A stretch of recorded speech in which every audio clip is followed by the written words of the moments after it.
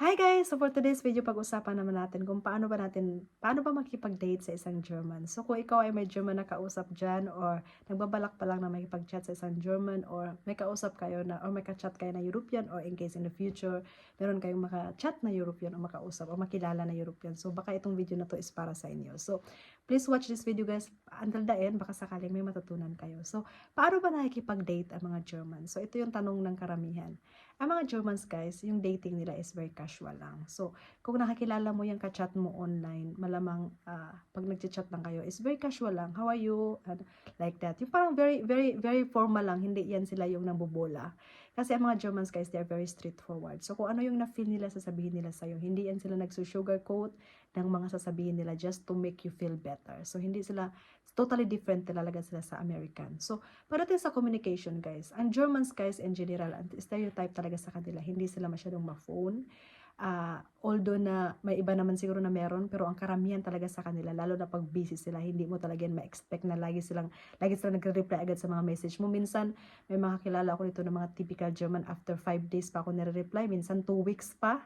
So, para sa kanila, it's normal. Kung sa atin, medyo rude na send yung message tapos hindi nagre-reply, sa kanila dito, kapag busy sila, talagang hindi yan magre-reply. Kasi para sa kanila, they are so much life, hindi lang sa phone, hindi, kumaga, mas maraming importanteng bagay kaysa nasa phone lang. So, para sa kanila, yung phone na yan is talagang, ginagamit kapag kailangan na kailangan. So, hindi yan sila kagaya sa atin na nakipag-stay sa phone ng isang oras.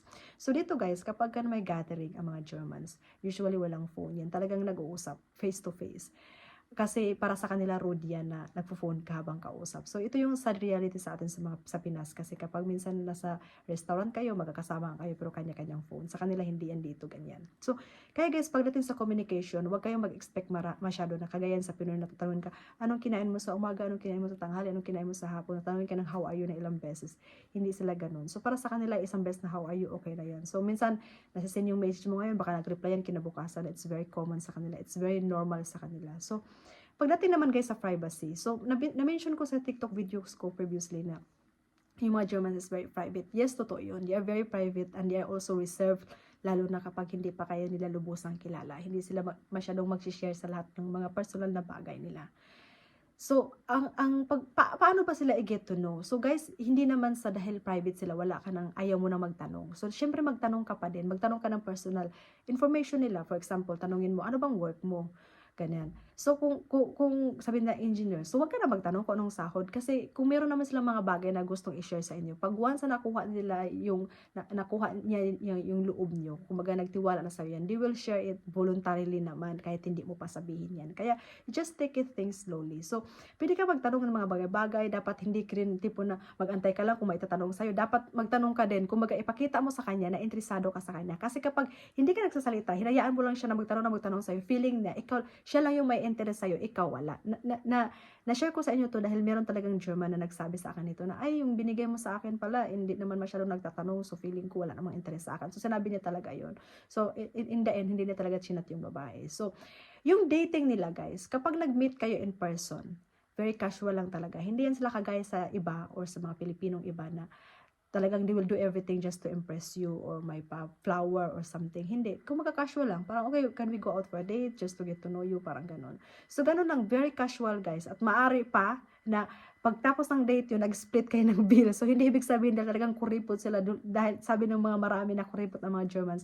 Dahil para sa kanila, yung pag 50-50 is kind of sign of equality. So, yun sa kanila. Kaya, hindi yan sa kanila masama. Kasi para sa kanila, binigyan kanila ng, kumbaga, ang tingin nila sa babae at lalaki, equal lang. Kaya yun, maari, pero hindi naman siguro lahat, lalo sa first date, meron naman mga lalaki talaga na they will pay for you. Pero kung mangyari man yan na nag-travel kayo 50-50, it's kind also of very normal sa kanila na di do that kasi para sa equality na nasa isip nila or sa kinagisnan nila dito.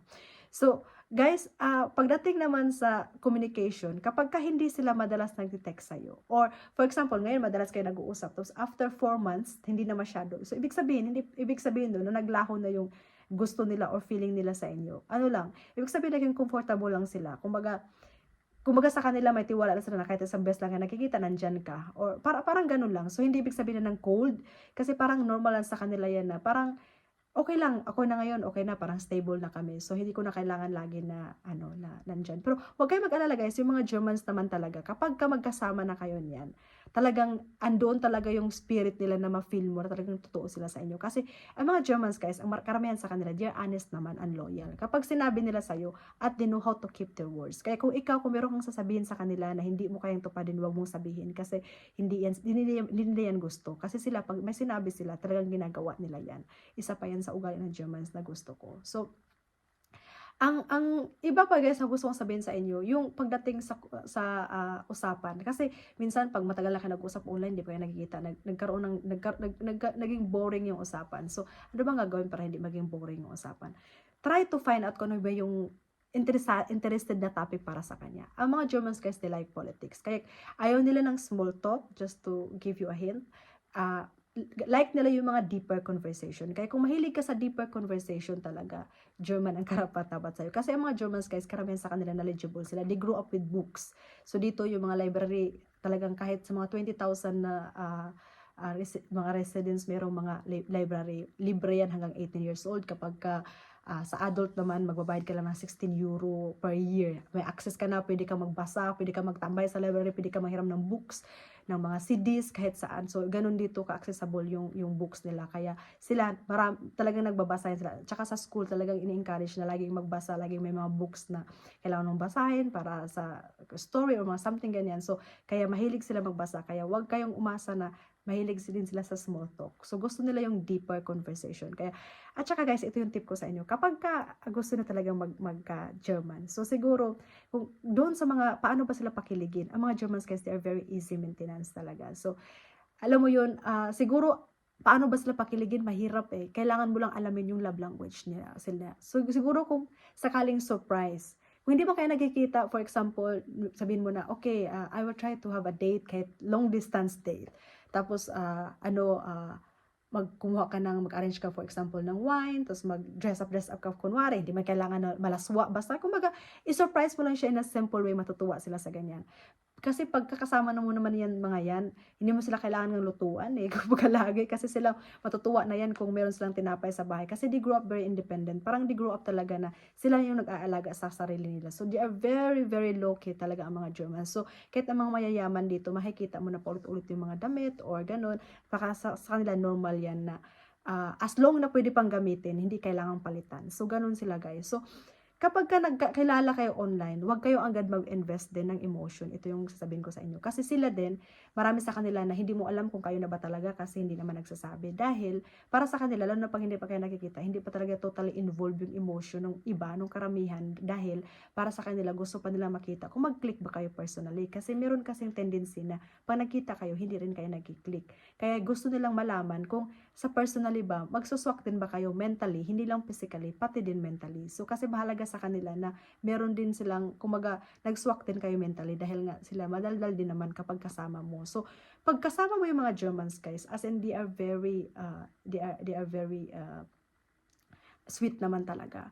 Tsaka ito pa, pag once kausap mo sila, kahit hindi ka interesado sa topic nila, you just have to listen. Kailangan makinig ka. Huwag kang mag-interrupt sa kanila habang nagsasalita kasi rude para sa kanila yan. So kung nagsasalita sila, patapusin mo muna siya bago ka sumabat. So ganun ang ugali nila.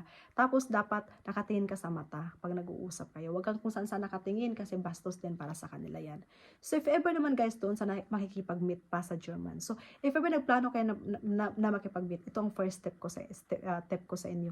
Wag kayong malilate. Kahit 5 minutes lang yan. Kung sakali yung meet up nyo is 10 o'clock, dapat 9 o'clock umalis ka na kasi traffic sa Pinas para makasiguro ka na hindi ka talaga malate. Kasi ayaw nila ng late. So, bastos para sa kanila, bad impression para sa kanila kapag late ka. They known to be really punctual. So, paano ba malaman na kayo na? So, guys, kapag nag-I love you ang German, is totoo yan.